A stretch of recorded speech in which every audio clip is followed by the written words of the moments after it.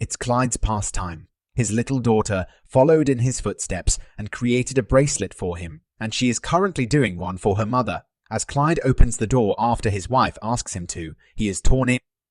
Two thieves enter the home. These restrict Clyde's options when breaking into the home. Darby, one of the thieves, asserts that you cannot resist fate. Hey guys, welcome to our channel, Mystery Recaps. Today, we will recap a 2009 thriller crime movie named Law Abiding Citizen. To know what happens later, keep on watching the video, and don't forget to subscribe to the channel. Rupert, the assistant of Clyde Darby, tries to leave, but is only instructed to be quiet. Clyde is forced to witness his significant other's attack and murder, and when his little daughter shows up, she is not exempt from this fate. In a similar vein, location was not favorable. Detective Scratch talks with his partner about the Clyde case. As an adjudicator ruled that DNA from the scene of the crime was prohibited, the situation got berserk last night. Instead of taking the case to trial, he opted to accept a negotiated deal. He doesn't take any chances, arguing that having some equity is always preferable than having none. Clyde meets with Scratch and gives him information that he feels can help with the investigation. Scratch lays the notes aside and announces that Rupert will be executed as a result of Darby's agreement to a company against him. Darby may receive a 5-year prison sentence. Clyde, who is presently seriously disfigured, is shocked. He requests Scratch not to accept the agreement because it has already been made. That is how the equitable framework operates.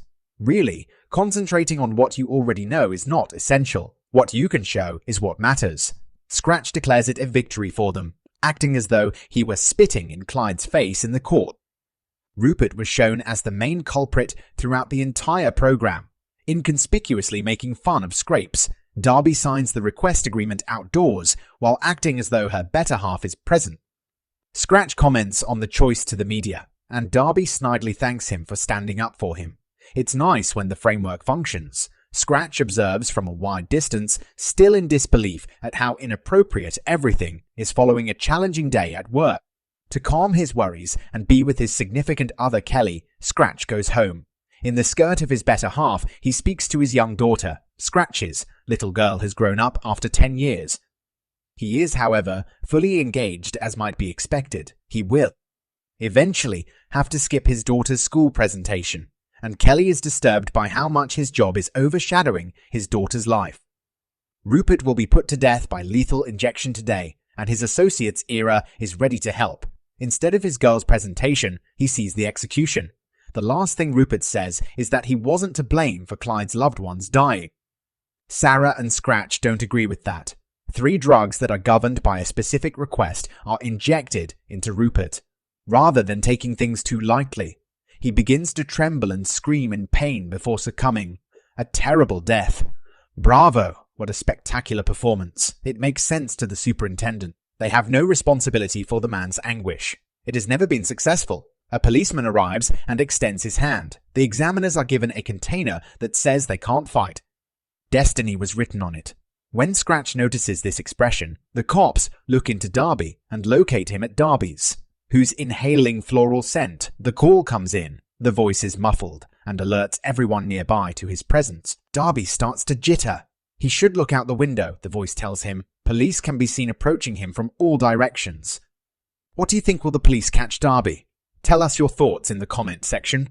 Darby charges outside and fires a few bullets at the police cars. He receives one more call from the muffled voice, warning him that if he wants to stay out of jail, he must surrender the weapon and head straight for the unwelcome plant. Darby joins the queue.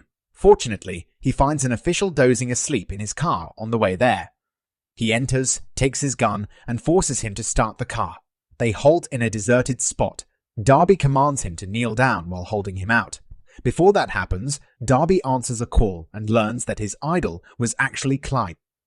Darby tries to shoot him, but the gun actually a trap. Instead, he is treated with a drug that renders him unconscious, but leaves him conscious. All he knows is that Darby is immobile, but yet feels everything. At that moment, Clyde places restrictions on him and informs Darby that he won't experience the same level of agony that he has in the past. He has taken all the necessary steps to delay his death. Clyde lets him know that he knows when it's preferable to be helpless. to the degree that this is feasible before he begins the torture. You cannot fight fate, just as you cannot fight it when you are 10 years old. Darby, Scratch, and Sarah chat about the lethal injection as he starts the tape and breaks it down. Scratch has that sensation. Darby has nothing to do with it since he lacks the intelligence to pull it off. The cops find Darby and the 25 pieces a while later. They alert Scratch to the gruesome scene. Sarah is aware that Clyde is the key one with motivation. Recently, he has liquidated all of his assets in order to buy oddly located houses.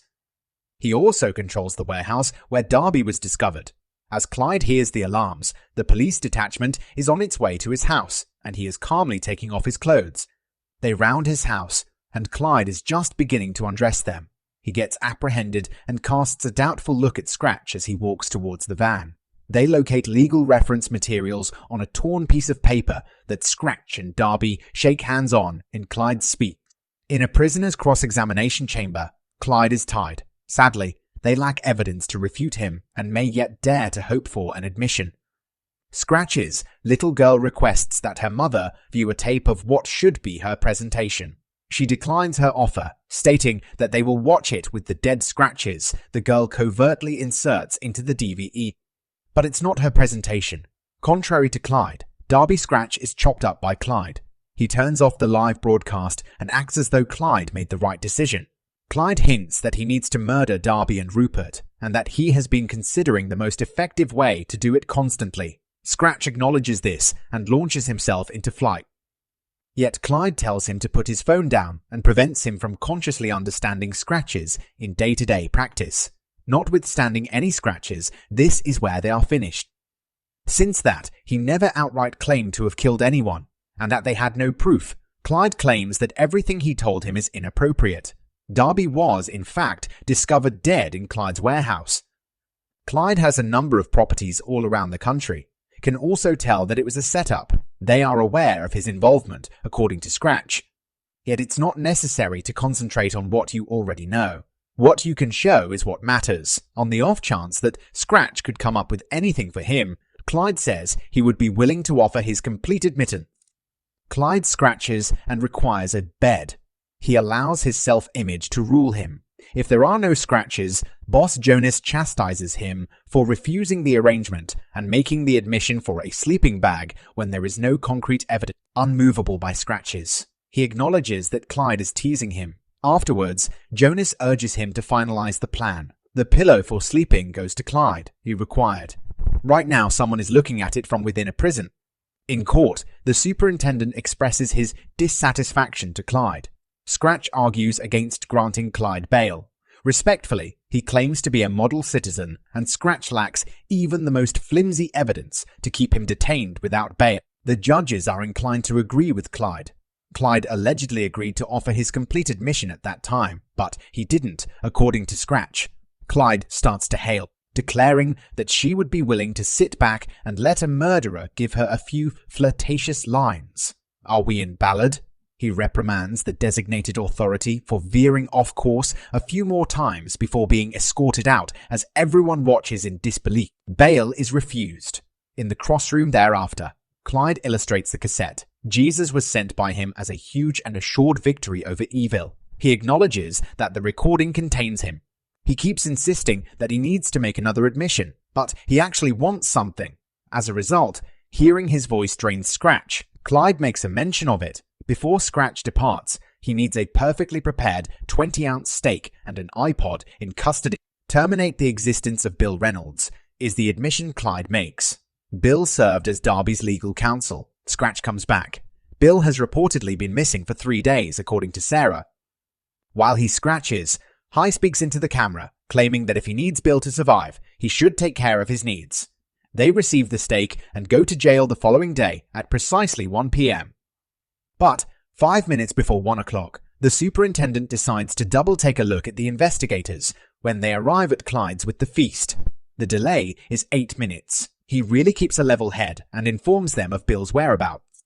Also, he informs them that Bill was the intended recipient of the 1 EM arrangement rather than himself.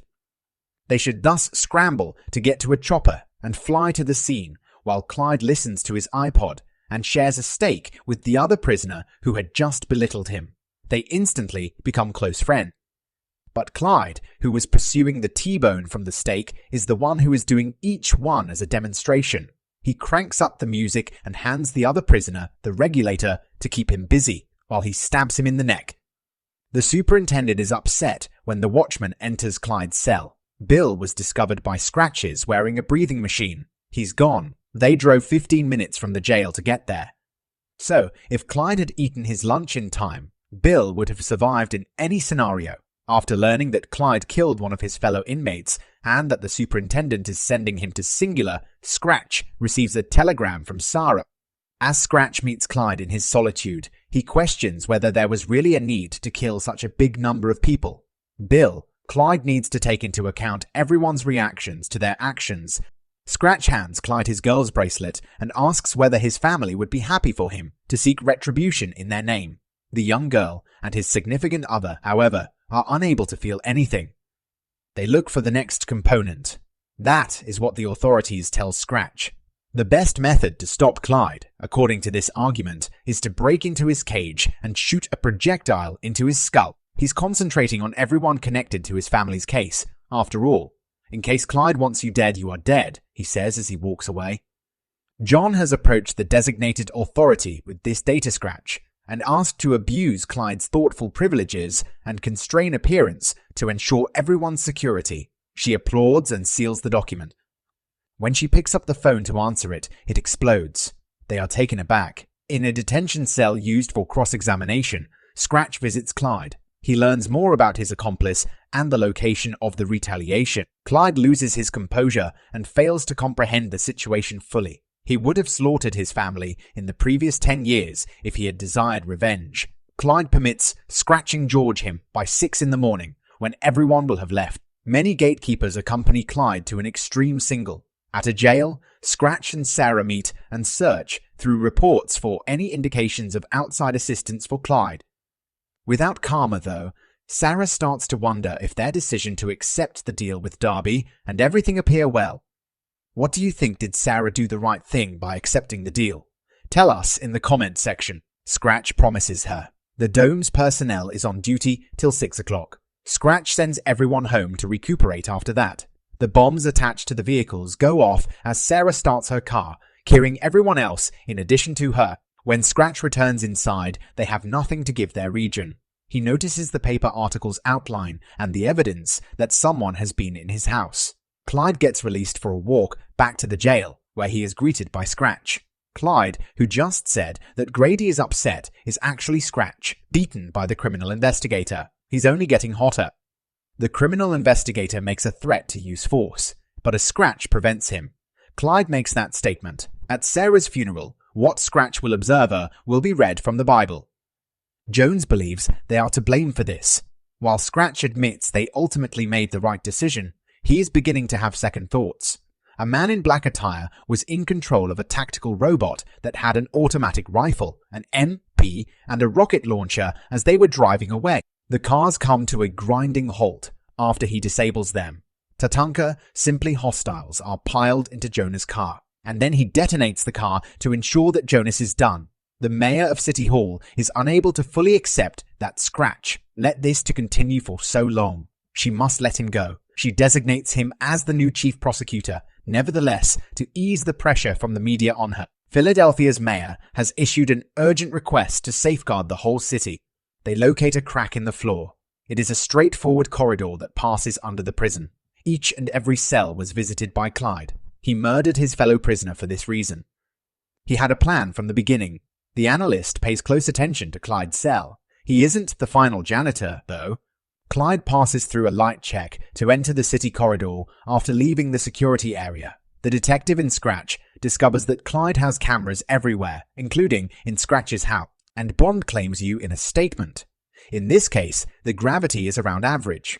The city chairman is scheduled to convene a security meeting shortly, and City Corridor Clyde prepares to assassinate him with a napalm bomb. Soon as a precaution, Scratch and the police arrive. They should go covertly to avoid giving the impression that they are ignorant of him. On the 5th floor, directly below the conference room, they observed Clyde's vehicle. They located a bag which they believe contains the explosive. The bomb team member opens the bag and declares that the device is cell phone activated and may detonate suddenly. A few specialists were assigned to check the notification sent to Clyde's distribution facility and draw up till scratch. When the gathering begins, Clyde enters the corridor to his hardware and turns to watch. He walks to his cell within his cell after getting his phone. Scratching alarms Clyde. He carries a weapon and asks Clyde to make the wisest choice possible by offering him a way out. Whether he is coming to make one last arrangement is a question Clyde asks. Scratch claims he has now understood what Clyde has been trying to communicate to him since the beginning. "I don't produce killer managers." Scratch tells him not to do it, since it will be a decision he would have to live with for the rest of his life. In calls, the number scraped off leaves, and in his expression of grief, Clyde claims that he has been grieving for roughly 25 seconds while infinite locks, passages, and entryways scratch the bag containing the explosive that is hidden beneath his bed. Before his cell catches fire and explodes, he glances at his girl's wristband one more time. So guys, that's it for today. Check out this video on the screen to watch this amazing movie recap. Also, make sure you hit that subscribe button and bell icon to never miss any exciting movie recaps.